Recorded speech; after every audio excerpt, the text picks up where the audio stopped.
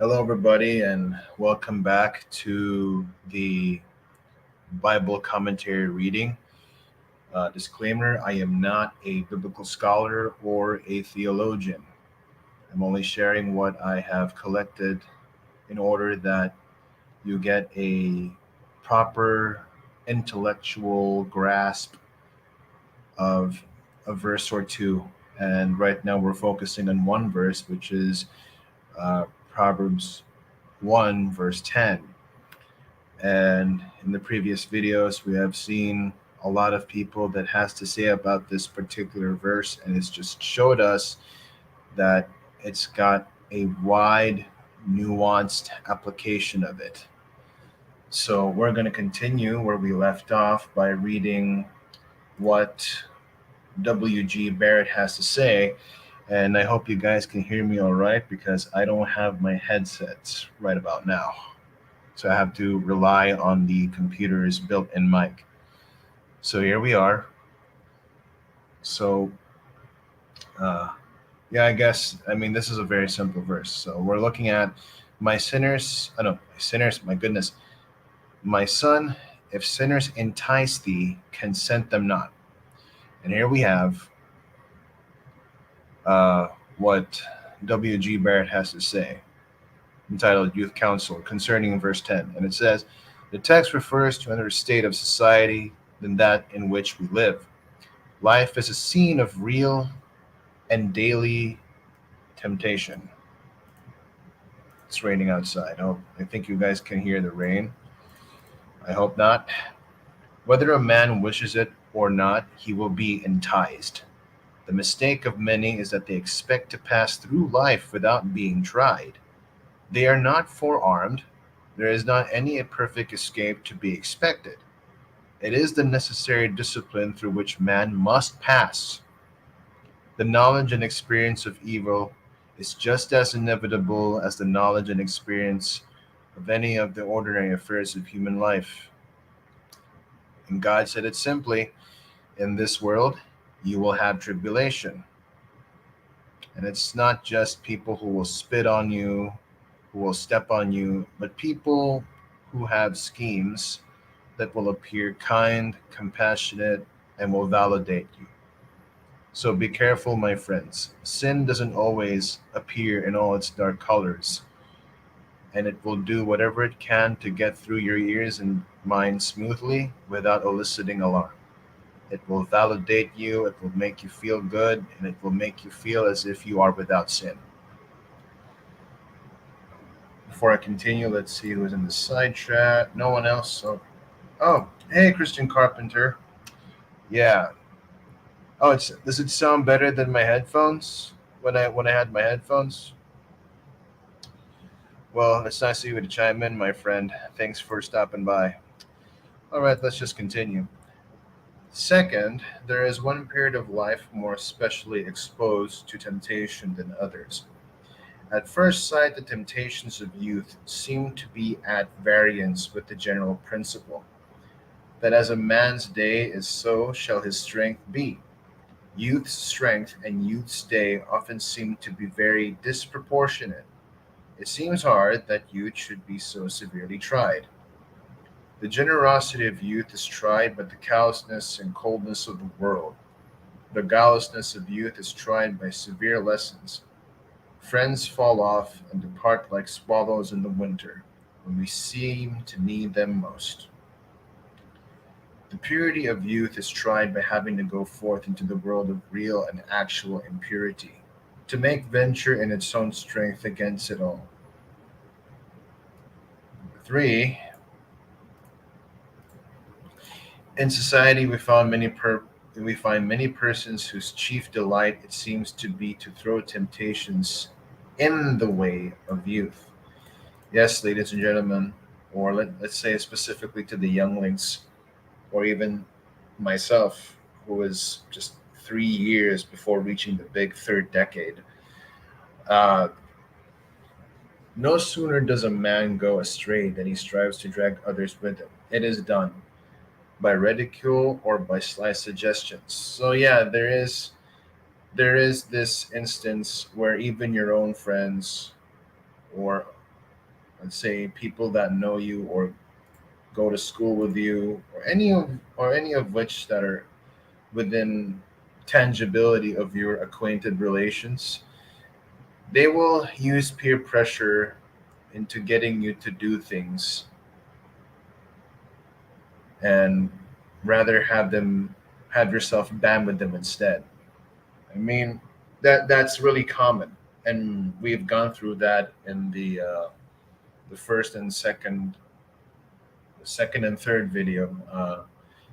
They are in my channel. You can take a look at them just so you could catch up. So it's either by ridicule, by sly suggestions, like they try to make sure that if they try to put it in a way that if you guys are going to do something stupid, then at least it wouldn't affect you guys much more. Like there is this negotiation before you guys end up doing something stupid or doing something evil. I mean, this is like an everyday scenario when it comes to school. And as for me, when I was a frustrated and confused teen, I was often we always had this, hey guys, let's just be bad boys for once and start going to the internet cafe even during school hours. Now that was when my that is where the birth of my debauchery started when it comes to playing video games. And I knew it was wrong, and I continued at it too until the end of college, in which, at the same time, I look back, I'm not proud of. While it is true that there is no problem escaping the harsh reality of schoolwork, maybe if my hours of study were just as proportionate as I would be playing video games, then that wouldn't be sin. That would be really under the spectrum of taking a break. But for me, that was a big that was a big struggle. That was a big debauchery. I mean, what do you mean struggle? I would run to the internet cafe and use up all of my hours there, and now I'm reaping the consequences. I got to go back and read everything back at once. So yeah, this is how sinners destroy the youth. Of course, we're young people. We don't know. When we were young, we didn't know a lot. And then they try to take advantage of that. So the idea where the father where it appears like the father telling the son to abstain from these kinds of people or anybody that validates sin is is actually, I mean, it's pretty simple.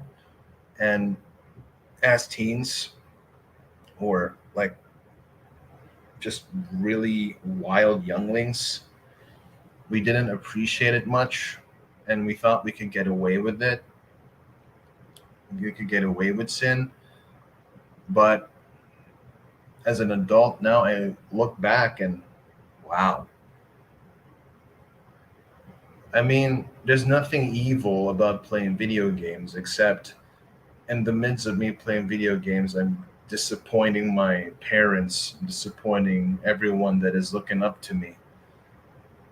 And I also disappoint my classmates. I also disappoint God, most importantly. Because if I wouldn't be caught by the eyes of man, then there's but one being I can't hide from.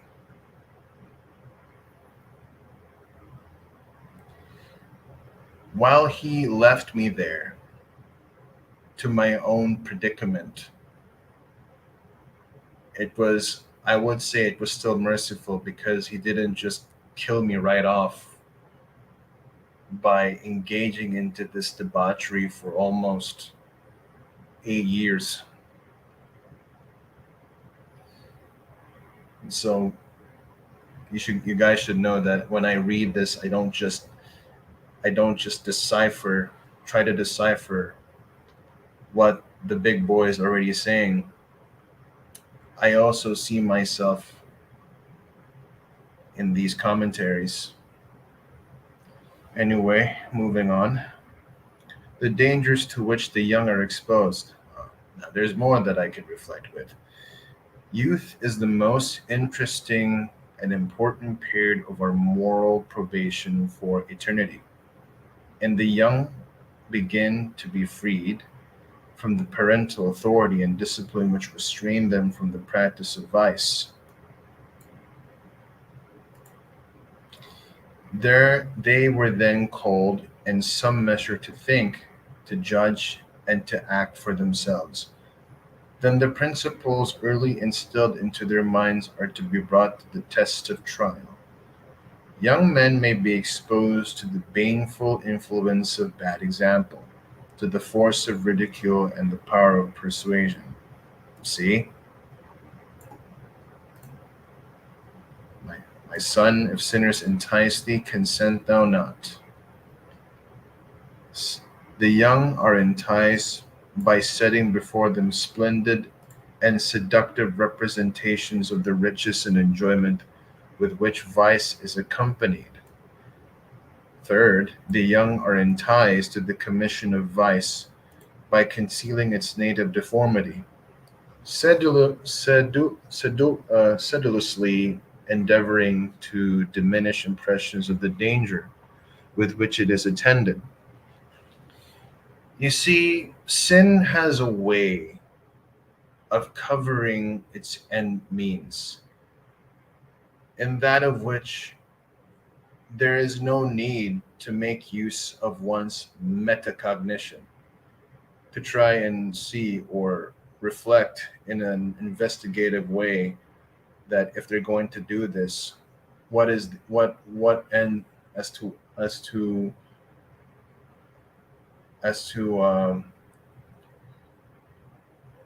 as to what end it would meet. But because of how they try to tailor sin in a way that it looks good, looks validated, looks okay, there is no need to action. And then, well, it also listens to behavior response of security and safety, in which there is no need for proper judgment. And so, this is how they get trapped. Again, sin will not always appear in all its dark colors. It will validate you and it will look beautiful. Fourth, the young are enticed by misrepresentations of the divine being and relations. God's mercifulness is overpressed, and his justice and holiness are put out of sight.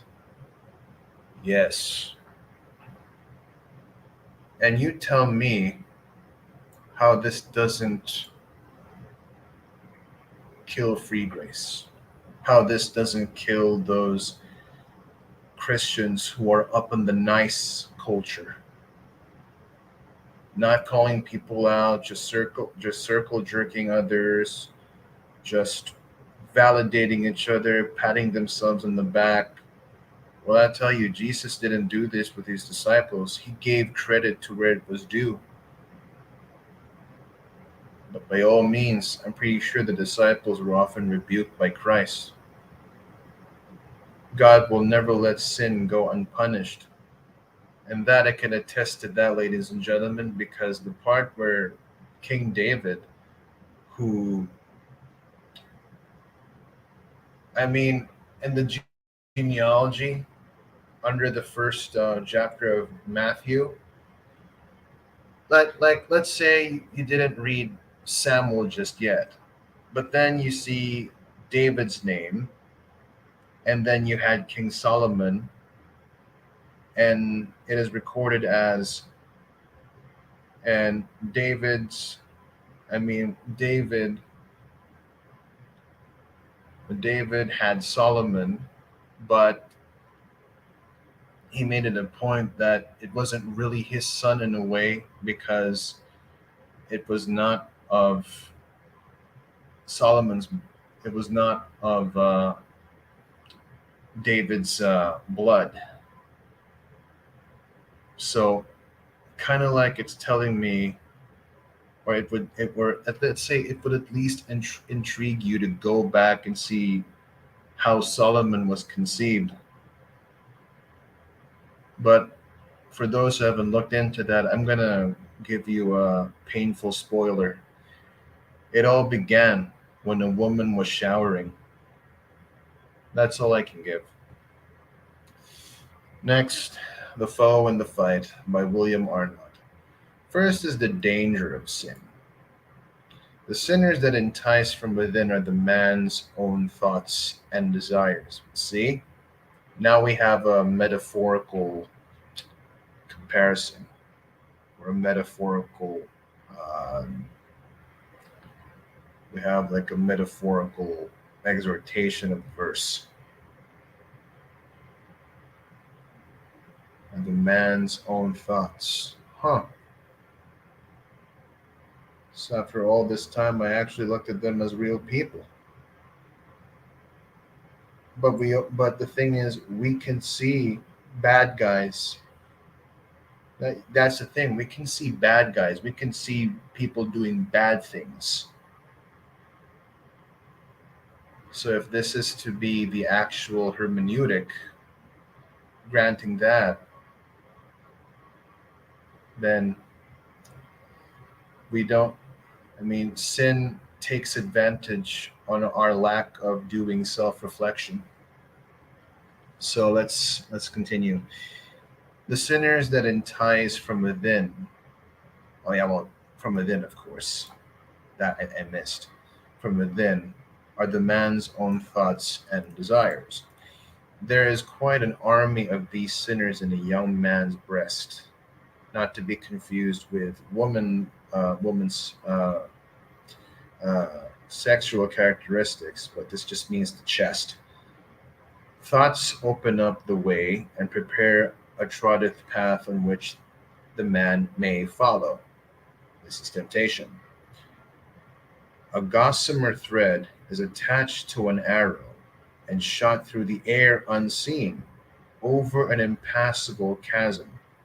Fixed on the other side, it is sufficient to draw over a cord. The cord draws over a rope. The rope draws over a bridge, by which a highway is open for all comers. This is the gulf past that lies between the goodly character of a youth fresh from his father's family and the daring heights of iniquity on which veteran libertines stand. From the brink on this side the youth darts over a thought which makes itself fast to something on these forbidden regions. Deeds will quickly follow when the way is prepared. It's that simple. Follow or cross the rope, or follow the rope where it leads. That choice is yours.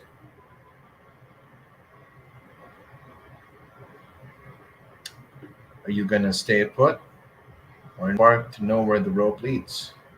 Choice. The sinners that entice from without are fellow men. Okay, so yeah.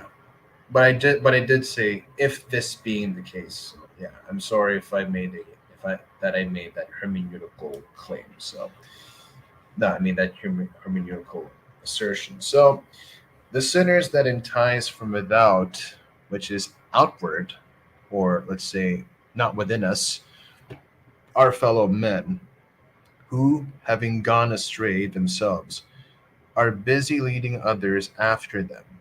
The deed most characteristic that the father of lies ever did was to lead others after him into sin. The devil leads the innocent to sinners. An evildoer has a craving for company in his wickedness. Yes, one that would band with him,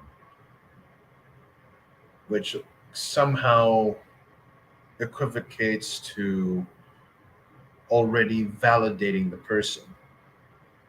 Because whether you want to back out whether you want to back out in the last minute, you have decided to follow this wicked man. Or I don't know, like there's not really much of a gap there. Like you could, or let's say I mean, it's complicated in a way. I mean, you could realize you could realize the error of the decision you made once you decided to follow an evildoer, and then you get off of it by sincerely recognizing that and realizing that. But that's a rare case. That's very rare, because once you're in it, there's no going back. It would be too late. The moment you decided to step in is where that all starts. So deeds will quickly follow when the way is prepared.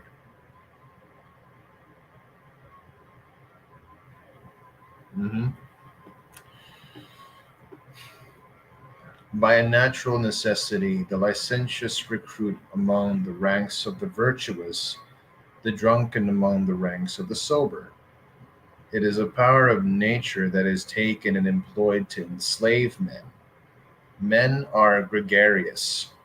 The principle of association is implanted in their nature. The principle of association is implanted and is mighty according to the direction it gets, for good or evil. The great power generally becomes a ready agency of ill. Ah, so I was right. A rare case that the moment you recognize and realize the error of your decision to follow that sinful man, it is a rare case for you to get off of it, because oftentimes it would be too late. Once you're in it, you will get it. Second, the enticements. These are manifold. As addressed to well educated, well conducted youths, they are always more or less disguised.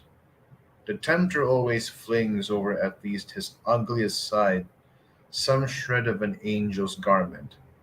Few young men who have enjoyed a religious education come to a sudden stand, once turn their back upon God and godliness. Most of those who do fall diverge at first by imperceptible degrees from the path of righteousness. This reminds me, I'm just going to do an interjectory here, so I'm going to stop sharing the screen for a bit. And I'm also going to look into some comments, because I also want to share a sermon that my pastor gave me before. And it had to do with people who had really, really good PhDs. They were valedictorians or salutatorians. However, even their titles that testify their intelligence couldn't prevent them from making stupid decisions in life. And what do we have here? We have Guru Lady. Hey, Guru, sweetheart. Thanks for chiming into the stream. Even Jesus went among the sinners. He didn't stay in the temples with the holy than thou, looking down their noses, priests. That's true. Jesus went among the sick, the possessed, and the whores. That is correct.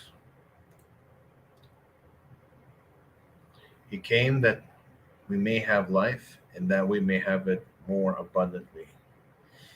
Now, where was I? Oh, yeah, the sermon that I was supposed to share. Uh, there, um, our pastor gave us a distinct difference between intelligence and wisdom. Intelligence is knowing what is about knowing, and wisdom is knowing what to do with what you know. So, why am I bringing this out? Well, you see, a man can be well educated, but it is a different story when a man can actually apply what he knows, what he saw, and what was taught. Knowing isn't necessarily the action in a universal sense. It is with what you know.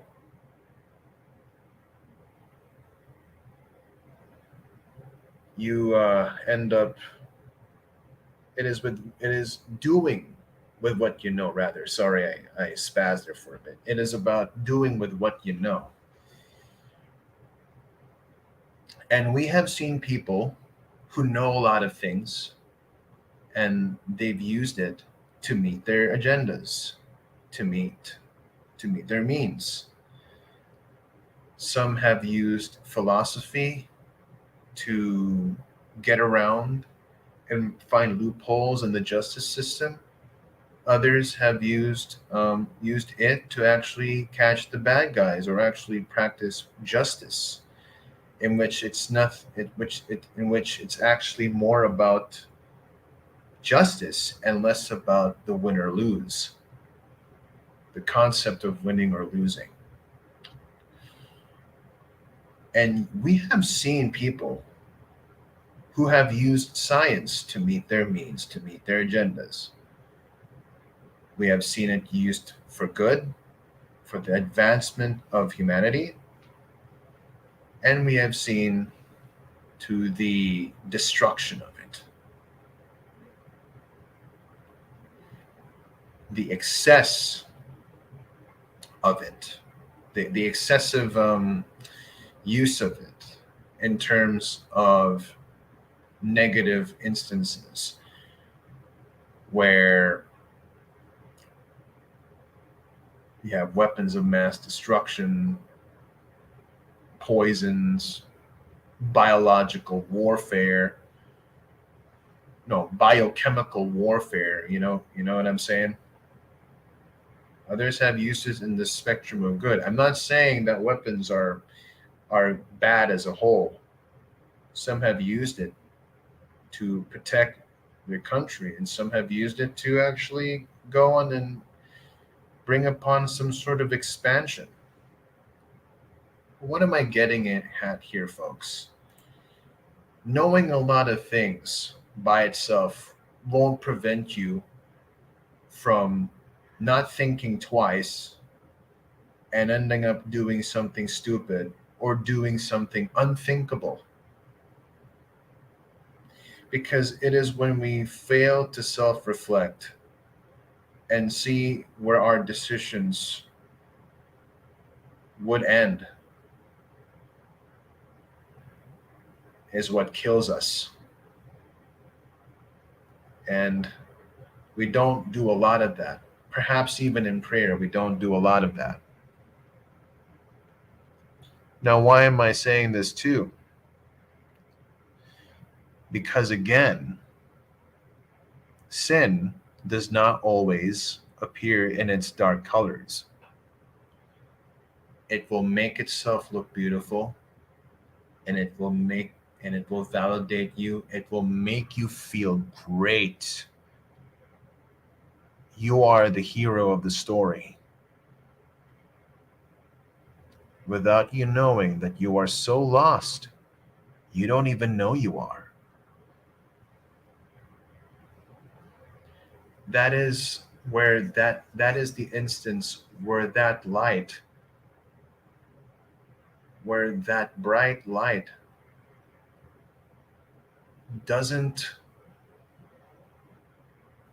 validate you, but rather it blinds you from the darkness that is behind it.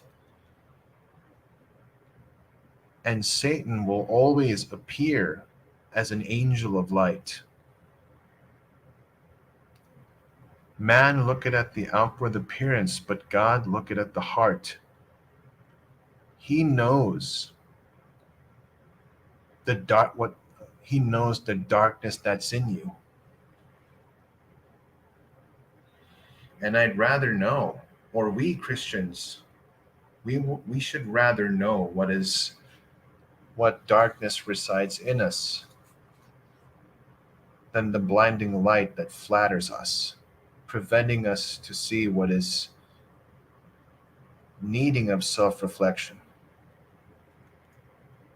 That is what it means to be enticed, not just by sin, but by sinners, in which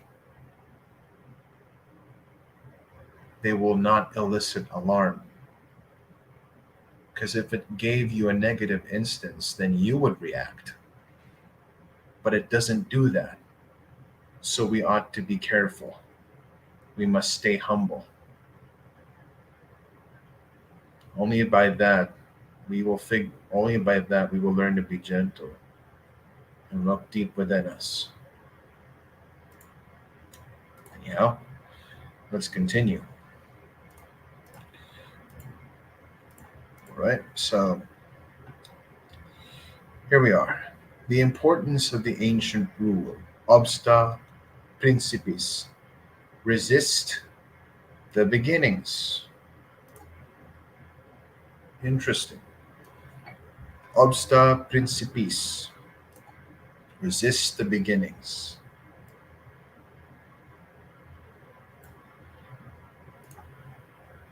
Can never be overrated. Resist the beginnings. Watch the beginnings of evil. High in the list of dangerous enticements stands theater. The custom of society encouraging the use of intoxicating drinks constitutes one of the most formidable dangers to youth of the present day. But we never yet met with a drunkard who either became one all at once, or designed to become one. In every case, the dreadful demon vice has crept over the faculties by slow degrees, and at last surprised the victim. The defense consent thou not. It is a blunt, peremptory command. Your method of defense must differ from the adversary's mode of attack. His strength lies in making gradual approaches. Yours is a resistance, sudden, resolute, total. It is not by partial compliance, says, and polite excuses, that enticements are to be repelled. With such adversaries, you are not obliged to keep terms. Yes, you can't allow them to establish. You can't allow them to establish your trains of thought. Establishing the trains of thought in your trains of thought. Much depends on the unfaltering, undiluted, dignified no of one who fears God more than the sneer of fools. No. Very simple. No. The shortest answer is the best. The means of resisting may be found in refinement of manners, profitable study, benevolent effort, and improving company. Bad company ruins ruins good morals. Paul made that explicit, and that's very, very related to Proverbs 1 verse 10. But though the society of the good is an instrument of protection not to be despised, it is still subordinate. There is another companion. There is a friend that sticketh closer than a brother.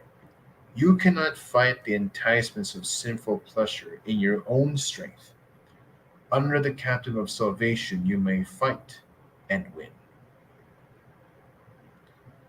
And we're gonna just stop here. I think I'm getting drowsy here because I still have to leave for open comment or open mic. Leave time for open comments or open mic. All right. Men each other's tempters. Yes, we tempt among ourselves.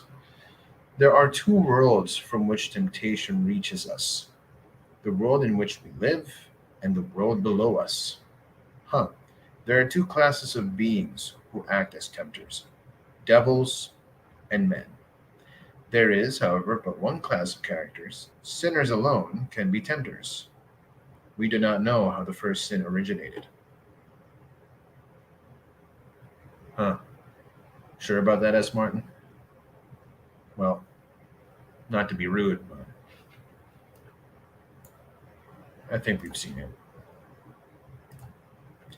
Look at the case supposed. I mean, I'm not trying to challenge this guy. Look at the case supposed. It is a common case sinners do entice. That is correct. We know how, and we expect it in their antics. It is in the nature of sin to make men tempters one of another. Yes, for as far as there will be others, there are other sinners out there who want others to band with them. And then the cycle goes on. They become like them, and then they'll start, they become an extension of that sinner. The social character of mankind seems to involve this. Second, it is a serious case. Generally speaking, the tempters are stronger than the tempted. The tendencies of our human nature are in the direction of transgression. The principles of every sin are latent in us all. The principles may be undeveloped because they have not been appealed to, but let an appeal be made, and they will be manifest.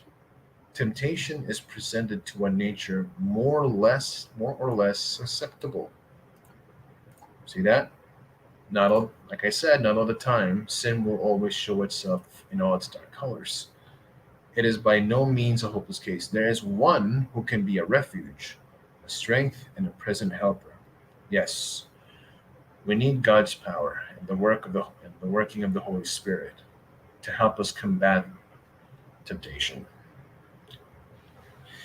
Look at the advice given. I mean, the temptations to do sin, rather. Look at the advice given. Consent thou not. This is a fancy way of telling somebody how to say no. Without consent, the temptation cannot take effect, and without consent, the temptation can do no real harm. If you do consent, be sure your sin will find you out. Yes. It won't leave. And if you can, you can, you can, you can run away from your debts, but it will keep looking for you until you pay it. To consent now is to expose yourself to greater danger hereafter. The borrower is lender to the lender. Kind of like that, right? To consent. Well, well. Right now, I think to me that's loosely related. I'm gonna go back and read the Proverbs. No, it's relatable. Yeah. To consent now is to expose yourself to greater danger hereafter. If you consent to enticement today, it will be almost an impossible thing to refuse tomorrow. Yes.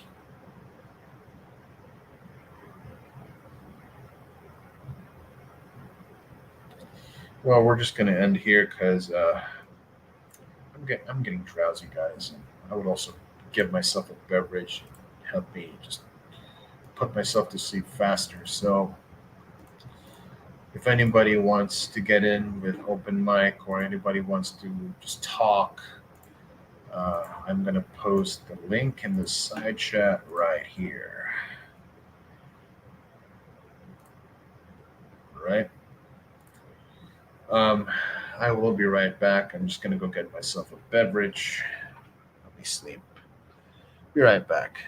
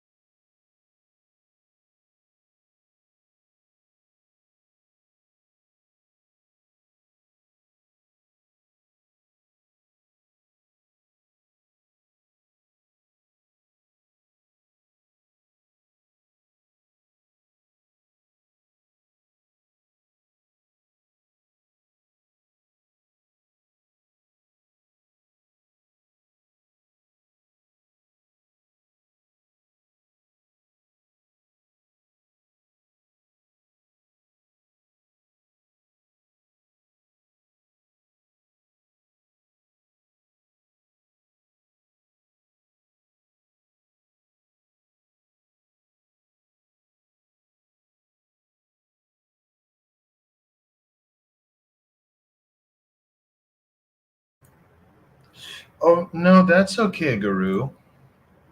Don't worry about it.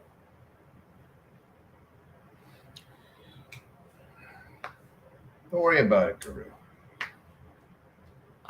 Streamer certainly also hates your mom, so I'm glad you're taking care of her too. Yeah. You're a sweetheart, Guru. God bless you. And God be with you. I guess if somebody else wants to chime in, I think I'll wait. I'm going to give this 5 minutes. Got my beverage over here. So it's just some punch.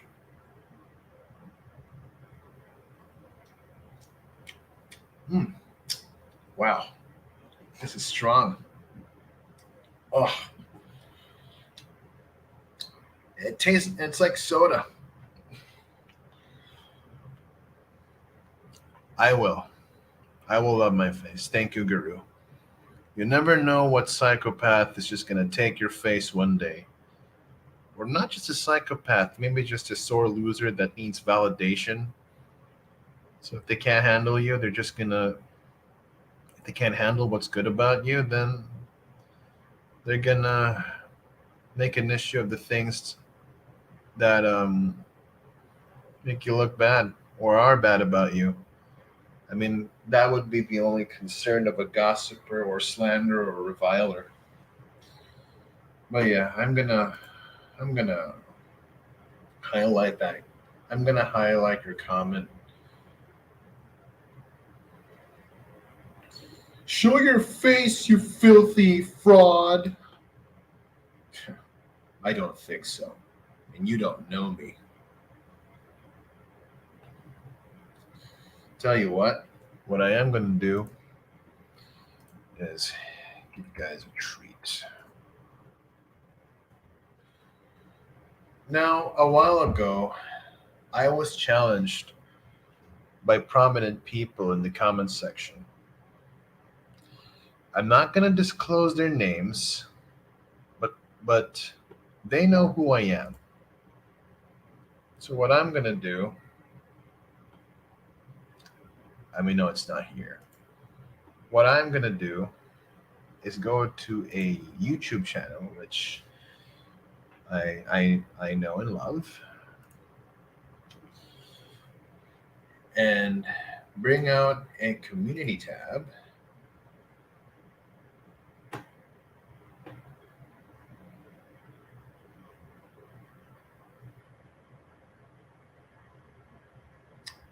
So a lot of people would go as far as to say that there's some people who just have a giant case of Dunning-Kruger effect, and they would just step on you because you don't have a certain credential. Well, my friends, let me share to you a quote from a famous Christian apologetic. I don't know if you know him, I don't know if you love him or hate him, but this guy has a point. And you know what he said? Here's what he said. And this is specifically for those two that challenged me in someone else's comment section. I'm not going to disclose that. If you know what that is, then you know where it is at. So if you're here, probably sniping in the stream, let me show you. Let me show you why I wouldn't give a damn if you had 10 PhDs. An advanced degree is indirect evidence that you know what you are talking about. It is useful as far as it goes, but indirect evidence must give way in the presence of direct evidence. Show me that you know what you are talking about, and I don't care whether you have the degree. Show me that you don't know what you're talking about, and I don't care whether you have the degree. So, I don't care how many times you have done things. I don't care if you've done it 10 times, 50 times, 98 times. If you're going to show me that you know none of what you're talking about, or if you show me any form of obfuscation or dodging, or just anything that would tell me that you're in muddy waters or sandy foundation, well, I'm going to read this again. An advanced degree is indirect evidence that you know what you are talking about. It is useful as far as it goes, but indirect evidence must give way in the presence of direct evidence. Show me that you know what you are talking about, and I don't care whether you have the degree. Show me that you don't know what you are talking about, and I don't care whether you have the degree.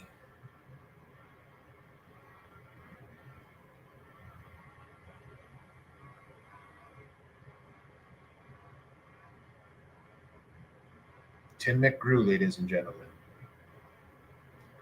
Not all the time, everybody's intelligence reflects their degree, reflects their credentials, and reflects their titles.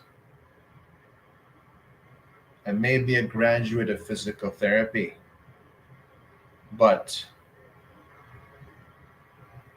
do I reflect that?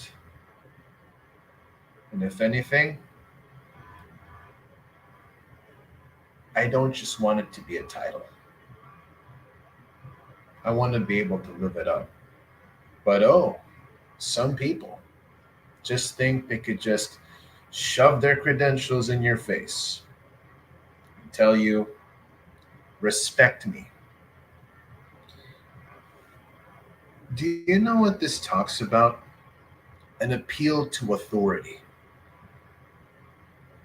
And those of the Dunning Kruger effect are good practitioners of that. Not just to the ones that would greatly appeal to their unhealthy bias, but also themselves. So, I don't care how many times you've done things. You could have 10 PhDs, and you have gone through over 98 events. And guess what? I'm an this is coming from an ordinary person. I don't give a damn what you are. Because once you show that you can't even pull your weight, I wouldn't care whether you have the degree. Because not all the time people are their degree. Their UCS is not the degree. So let that sink in, folks. Let that sink in. You can't just trump others with a degree card.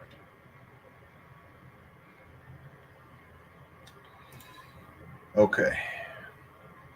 Oh, Guru, you didn't see that? Hang on. Just wanna show you what a person that has a Dunning-Kruger complex and practices appeal to authority a number of times.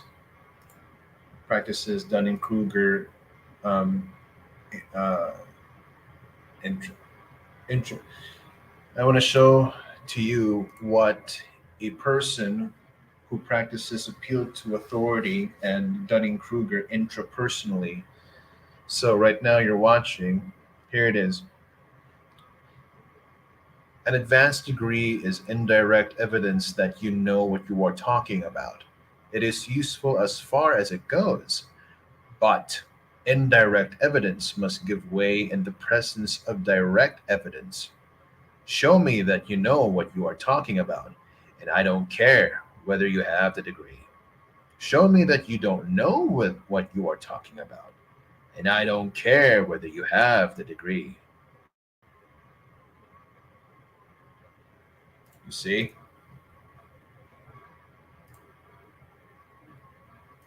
Oh, Guru, how do you do it? How do you do it? You grow up in storms and tornadoes. You get around. You have a lot of things to do, and you still have that bloomy energy about you. But anyway, you see, guys, I could care less, or I wouldn't even give a damn if you had 10 PhDs from 10 different colleges. Once you show me or show others that you can't even pull your weight, then they will start to even wonder or doubt how you even got your credentials. You can't just play this Dunning Kruger complex and intrapersonal appeal to authority. So I tell you what, don't just don't just have a credential. You have to be your credentials.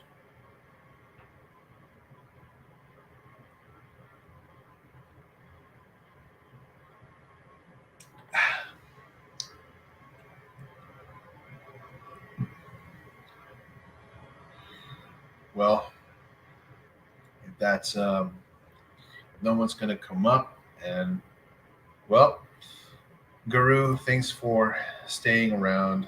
Thanks for chiming into my stream. You are indeed my fan. But thank you for stopping by, and a replay will be ready if you want to watch the entirety of this thing again. So, I guess for final words, I'm just going to say don't take your salvation for granted, and I'll see you in the next stream. And I am off.